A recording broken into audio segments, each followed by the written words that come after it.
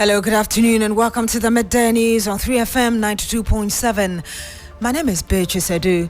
The news is also live on Kasmi 107.1 FM and across the world at 3news.com. Coming up in the next 30 minutes.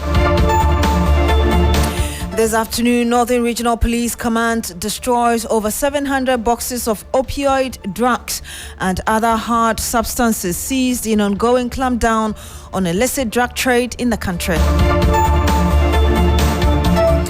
Also coming up, lawyers or prime suspect in murder of investigative journalist Ahmed Swale called for an expedited trial in case against their client who is still in custody.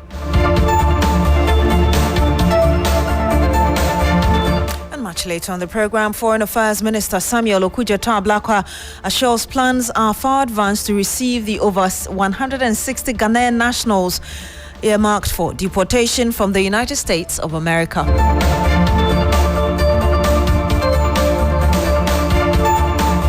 Very much for joining us this afternoon. Now, the Northern Regional Command of the Ghana Police Service has destroyed 750 boxes of different milligrams of opioid, including tramadol, other illicit substances seized in a major operation.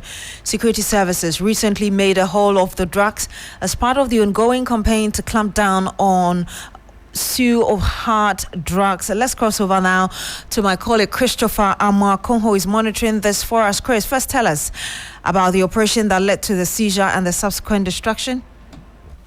Yes, so Beatrice, the Ghana Police Service over the past period have been conducting some operations in the Greater Tamale Metropolis, to be precise, and this is to clamp down on the use and abuse of illicit drugs, including tramadol, cannabis, and others. And so today, the joint task force comprising the narcotics control people, the Ghana Police Service, Food and Drugs Authority, and other stakeholders came to the Balai Land site to, as it were, destroy these drugs that were seized over the past 2 years. So this operation, as it were, is to ensure that the abuse of drugs is brought under control in the Greater Tamale Metropolis. Some of the people who were also arrested during the operation have been prosecuted, and some of them are serving jail terms. Chris, we had the MP for Garu join us on Agenda like 2 weeks ago, and he expressed grave worry, really, about opioids in that part of the country. Based on your own investigations as well, just tell us how widespread this problem is. Beatrice, I must say that it is very, very serious when it comes to the northern parts of the country, especially in the Greater Tamale Metropolis. The King and Overlord of Gabon has also indicated that it is widespread in the northern region, and so the security services must take immediate action to clamp down on the users of these opioids. As we speak, if you go to the two forest areas in the Greater Tamale Metropolis, you talk about the one around the sports stadium and the one around Nobisco. These are areas that a lot of the youth go to abuse these drugs, and so more concerns have been raised by parents, religious leaders, traditional authorities on the need to clamp down on the abuse of these drugs. This has not only affected these children's lifestyle, it has also affected education, health, and others in the metropolis. As we speak, you go to schools, you see school children not in school but in these forests abusing these drugs. And so it is very serious, it is very severe, and stakeholders are calling on all well-meaning Ghanaians, especially residents in the northern parts of the country, to support the fight against these illicit drugs. Now, one worrying thing, Beatrice, is that these drugs enter the northern parts of the country through our unapproved border routes, and so the use of these drugs in the northern region is severe because there is easy access to these drugs. Comprehensive. Thank you very much, Christopher Marco. He's our Northern Region correspondent. Meanwhile, former Executive Secretary of the Narcotics Control Commission, Beatrice Adu, has called for a long-term approach to the anti-drug trafficking interventions in Ghana. My view is that we need to reevaluate the metrics we use for gauging anti-crime success. It is not so much about how many arrests we make, or the quantity of drugs. We also need to move our emphasis to long-term strategies rather than short-term solutions. We busted this here. 6 months later, we bust this. Is there any interconnectivity? Are the drugs that are being busted, are they connected to arms trade? I believe this information, if it gets to the presidency, the National Security Advisor, National Security Coordinator, Minister for Interior, need to put together a team, bipartisan team, just like we're talking, people who are well respected in the MPP and NDC, to re-evaluate these things, our approach, and look for long-term solutions. And you had the former NACOC boss, Beatrice Adu, speaking earlier on agenda. Now, the youth in the Damang site catchment area of the Pristia Huni Valley district in the Western region have welcomed the government's decision not to renew the lease of Goldfields Ghana Limited at the Daman mine. The youth, among other things, accused the company of its failure to contribute to human and community development. Well, on Wednesday, April 16, the Lands and Natural Resources Minister Emmanuel Amakofibua, at a media engagement, assured that no worker of the Daman mines will be jobless when the state takes over the concession from the 19th of April. No employee at Daman will lose his job. There will be continuity, there will be protection, there will be security for all workers, for service contractors. Every contract in place will be honored, and we are going to make sure that processes will be very transparent. The government of Ghana, as you know, passed the local content law, and was the people of Ghana were at the forefront of this effort to empower Ghanaians and to make sure that Ghanaians are in the forefront of the mining industry. That is what is going to guide this process. And you had the Lands Minister, Emmanuel Amakofibua. Let's speak to Seth Wolashim. He is a mining consultant. Good afternoon to you, sir. Thank you for joining us. Good afternoon, and good afternoon to your cherished listeners. Resources nationalism, as some may call it, looking at the way we seem to have managed state-run businesses, is this move a prudent one? Well, I think that the concession was granted under certain conditions to be met by the investor. Now, if this has expired, I'm sure that there has been consultation between the government and the investor, trying to make sense of how far their activities have impacted the community and the country's, investment potential. So the minister spelled out a few breaches that, the investor did not make sure that they have a declared verifiable mineral reserves, and they have not put in place a technical program outlining operational history and plans. And then they have not actually allocated, made budgetary allocations for, exploration work. You see, mining is a very risky business. So I think that the investor has not been, fair to the government. And therefore, if the government is taking this step, I don't think it is out of place. The only problem I have is the deadline, the strict deadline of packing out by 18th or 19th, as it were. I want you to hold on just a little bit as I play the sound of the young people who are agitating about the operations of this Daman mines. In fact, when you go around and see what is going on in the catchment areas. Very, very pathetic. So we ask the government that it should have proper agreement with either the new company or Gold Flows. It should have proper agreement with them to favor the community and Ghana as a whole. Ejuna papa bie ni wa Gold Flows omude maye. O shoye je no mo ma ye breaders ye papa no. Se nye ball ejuma enye brabedo. One bi na ye ejuma papa ye wo. Inti Gold Flows there. What we can tell the government is we don't know the actual company coming and we don't want to encounter such challenges again. Whatever the community will say, I think the government will also abide by it, and then there will be judge and we all come into consensus. If new company is coming, one, potable drinking water and good roads, good drainage system, and then employment. Matter, you cannot employ all the top hierarchy from elsewhere. You have to consider the communities.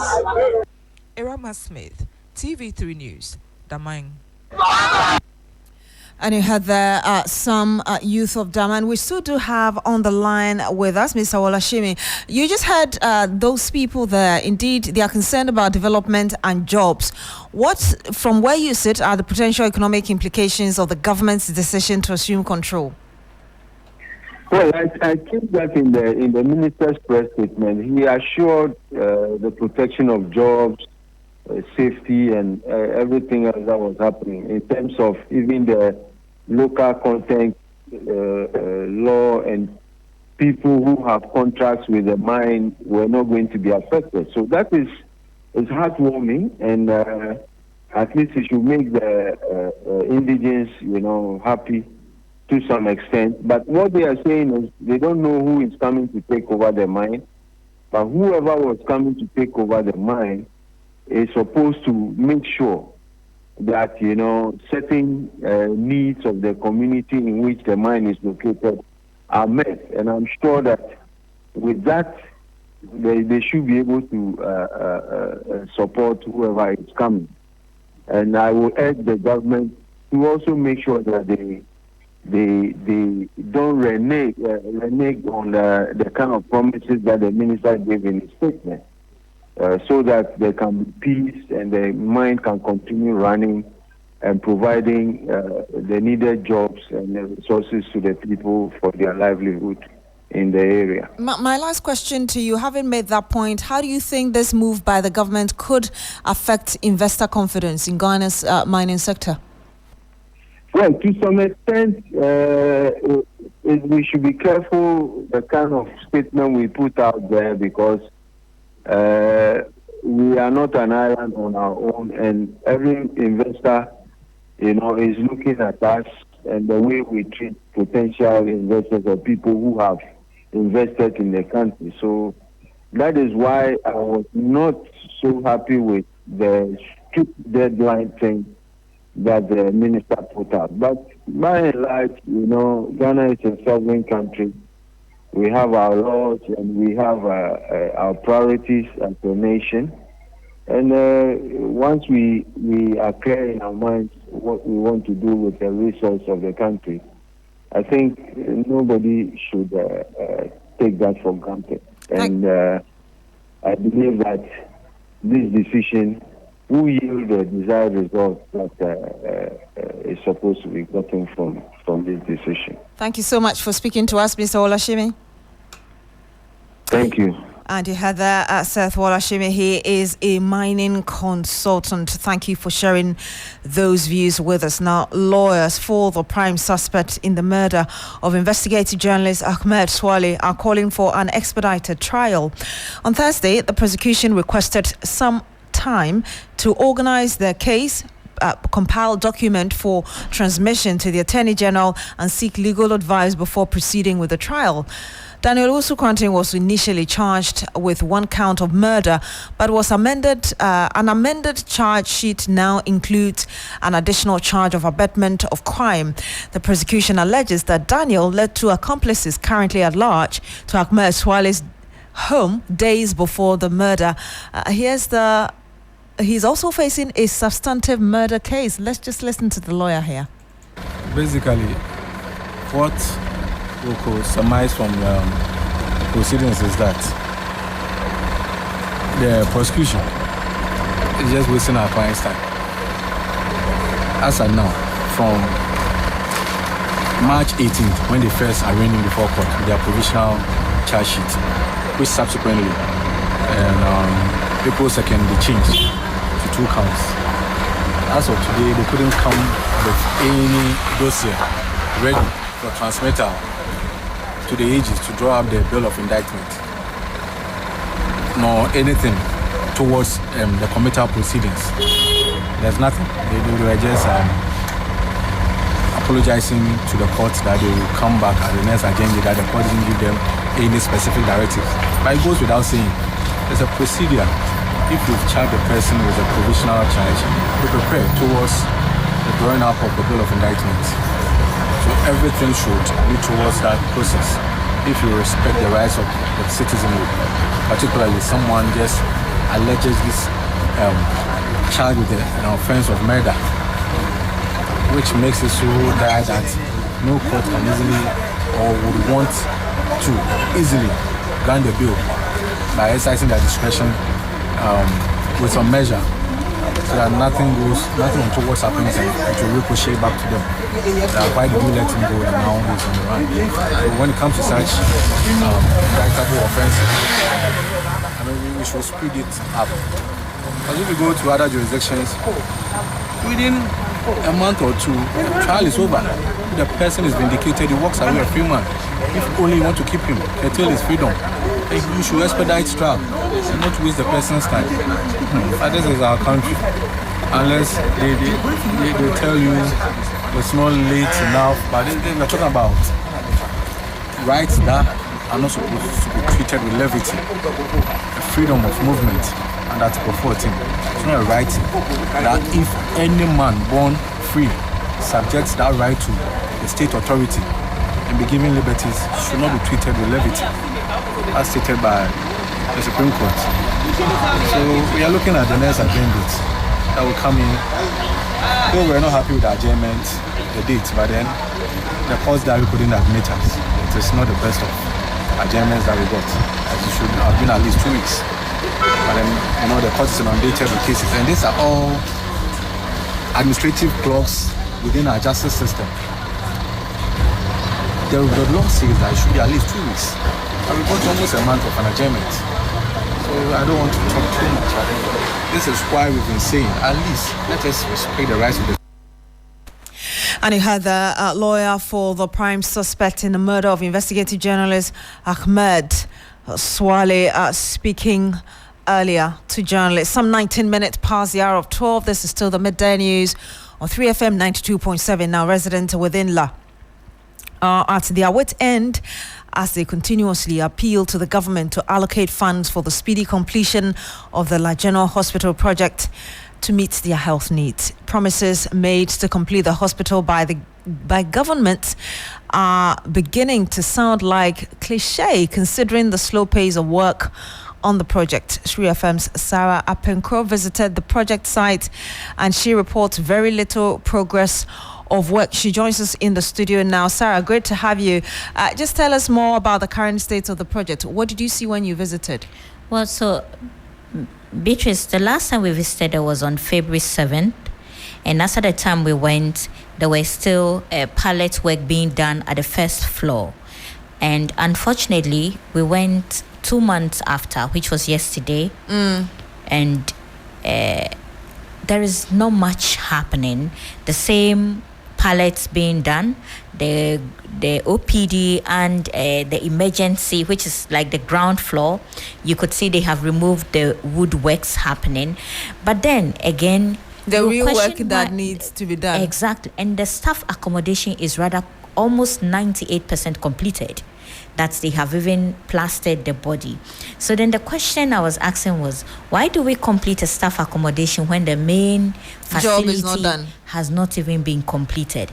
And the workforce on site is really an issue of concern. And I know this is a story you've been following for quite some time. And one of the days you went there, for instance, the whole place had been barricaded. You couldn't even have access to go to the site where the construction is expected to happen. Today, when you went, did you see any contractor? Did they have any word?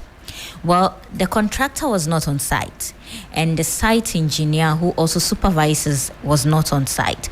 But indeed, we always get information from the community because the project belongs to them. They own it. So they are always, it appears almost all the time, they are looking for progress on work being done. And when they are not happy, the media is their friend. So they will always come to us to follow up for them. Unfortunately, the contractor or any other official who could speak on the level of progress done, what are the challenges, was not available. But then again, our people who are the residents claim the contractor has not been given money to work. And so it appears the workers are just there doing one or two things and they will go. And so that's really the situation, and nothing much has happened since the last time we visited. I know there has quite some extensive conversation with you as in the residents. I want us to listen to some of them and then we'll conclude our conversation. Very frustrated because I don't go to hospital at any places. I just take medication. But if this place is supposed to be done now, I would probably have been here to maybe do checkup or something like that. Say the economy too slow. Say kamba the initial kamba near to me can senka. Ombo modern baby or benyas kenny bibiano na. On penon found completing my It's been too long. They should just complete it for us. We plead with the government.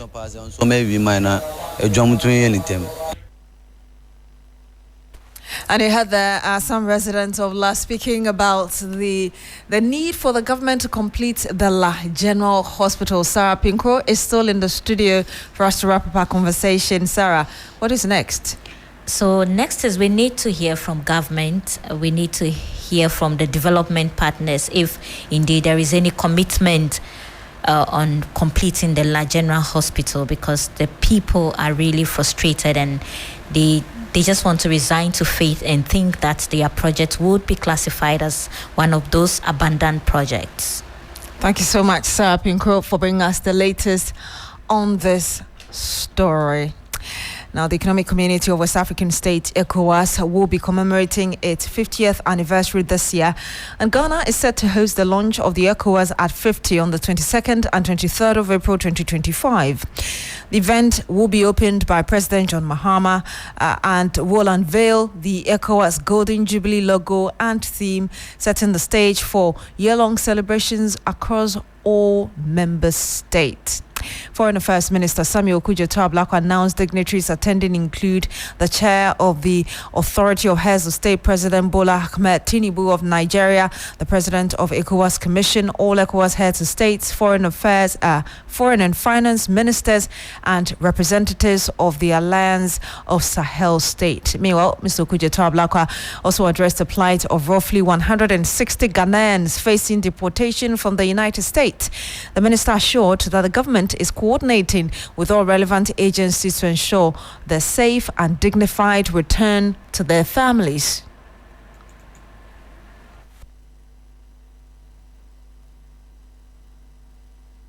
Brief from our foreign service officials in Washington has not changed. We are still looking at roughly at about 160 Ghanaians on the deportation list. That number has not increased, and the deportations are going on. We decided on humanitarian and human rights grounds not to publicize the deportation. So when they arrive, our team welcomes them. We help them with integration and returning to their families. And we're working with other partners, NADMO, the Ministry of Interior, the IOM, and we are doing all of that quietly because it's important to respect the dignity of our fellow compatriots and not to subject them to media coverage and publicity that will injure their reputation and the ability to integrate, find work, and get their lives back. So that is going on, and we can provide updates anytime you want that. Foreign Affairs Minister Samuel Okudzeto Ablakwa. Now stakes are high as the Central Regional Capital, Cape Coast, prepares to confirm a new mayor for the city. A total of 66 delegates comprising 45 elected assembly members and 21 government appointees will determine the fate of the president's MCE nominee, George Justice Arthur. George Justice Arthur, who is a former member and current Cape Coast South Constituency Secretary for the NDC, is seeking 100% confirmation from assembly members. Let's see what's happening there. Thomas Khan is currently in Cape Coast. He joins us live. Thomas, just bring us up to speed. I'm currently at the Cape Coast Metropolitan Assembly, where the confirmation of the MP is just about started. But just a few minutes ago, the election or the confirmation of a presiding member was just done. And this presiding member, the nominee who was Godfred Abraham, who was seeking 100%, unfortunately had 72%, but he managed to sail through with out of the 66 votes cast, he had 47 of it, meaning that he had more than 2/3 of the votes. So now he's been confirmed as the presiding member for the Cape Coast Metropolitan Assembly.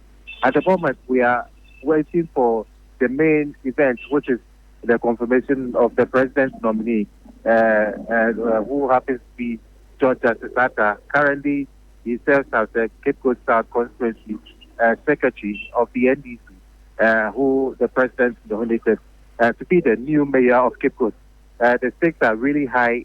When you come here, you can see a lot of the party supporters who are here, and as well as some residents who have also trooped to this place to witness the occasion. Some of them have been sharing their expectations from the assembly members. They are expecting that the assembly members would give him 100% vote to make him the mayor of Cape Coast. Beatrice.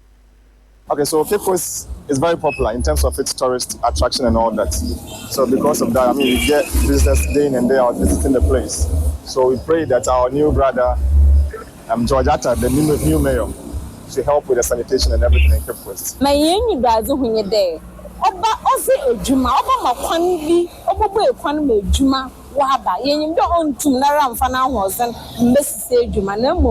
The Oba create avenue na Oba mad Oba Damokwanan na Njuma Abakroyimu.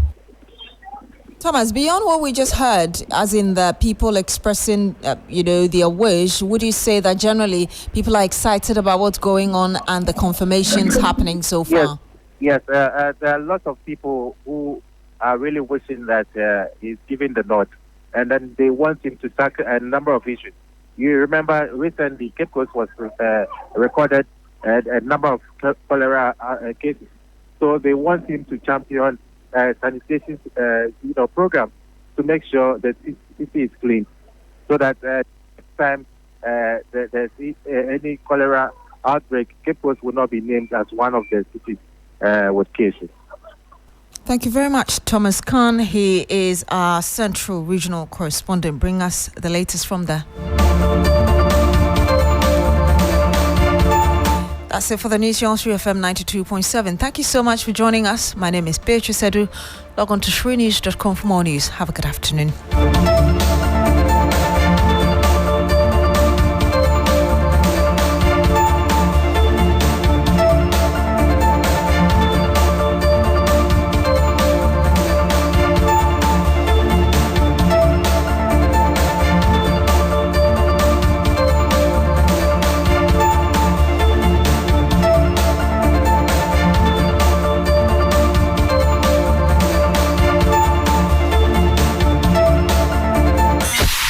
Accra, Ghana, Africa, and worldwide. Join us on Inspirational Gospel Mix this and every Sunday, 8 p.m. 3FM. Romans 8:28, and it says, all things work together for the good to them that love the Lord. Kwame, that is absolutely my favorite scripture. Yes, your inspirational gospel mix. A moment to get inspired with the best of inspirational songs and interviews to get you prepared for the new week. Every Sunday, 8 p.m. to 10 p.m. with me, your big brother, Kwame Adu, mixing G, mixing gospel. You can't miss it. You are blessed as you listen. 3FM 92.7.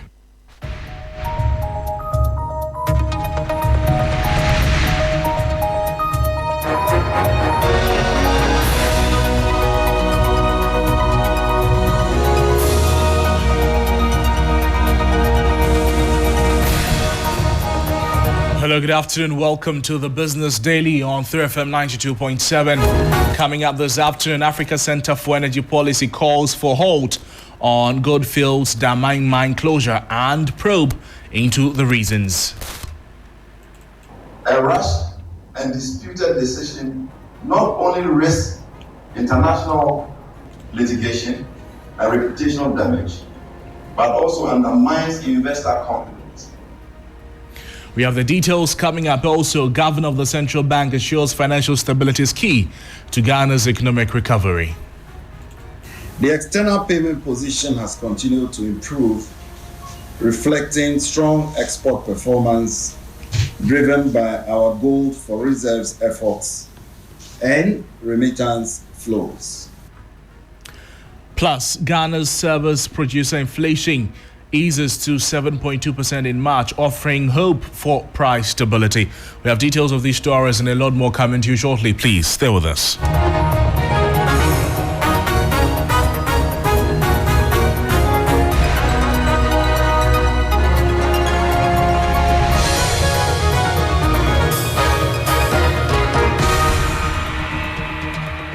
Welcome to the program. My name is Noble Crosby, and let's start off from here. The Africa Center for Energy Policy, ACEP, is demanding an immediate halt to the government's directive for Goldfields Ghana Limited to vacate its Damang mine, Abosu Goldfields Limited, AGL, by April 18, 2025. ACEP's Executive Director Benjamin Boakye called for a thorough investigation into the reasons behind the closure to ensure transparency and fairness. Now, government has assumed operational control of the mine after a rejected application from the company to renew its lease. He also urged the government to follow due process without emotions or sentiment, ensuring that all stakeholders are treated fairly. The government's approach to this matter should reflect diligence, legal compliance, and a genuine commitment to long-term mineral wealth of our country. A rushed and disputed decision not only risks international litigation and reputational damage, but also undermines investor confidence and the rule of law. Already, the news portals have captured state officials and also, as implied in the minister's statement, that this is all an effort to nationalize the mine. If the policy direction of the government is to revisit the 1970s resource nationalization effort, which collapsed the mining industry until we registered investment right, we need clarity from the government on what will be different this time to leave no doubt in the minds of the investors, especially when the required actions per the law are clear, but actions of implementers differ. That was the Executive Director of ACEP, Benjamin Boakye, speaking there. Now, the Governor of the Bank of Ghana, Dr. Johnson Asiema, has affirmed that maintaining financial stability is a central pillar in the country's ongoing economic recovery efforts. Dr. Asiema emphasized the crucial role of a sound and resilient financial sector in supporting sustainable economic growth and building confidence. He highlighted that the Bank of Ghana remains committed to implementing policies that safeguard the stability of the financial system.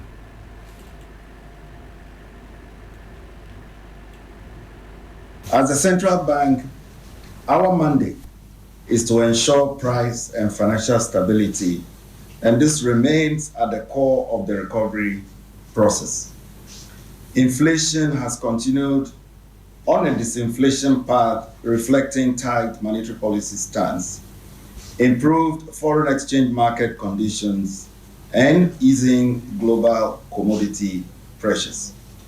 These outcomes are not accidental. They reflect deliberate policy choices by the Bank of Ghana and other authorities, grounded in our understanding of local dynamics and national priorities.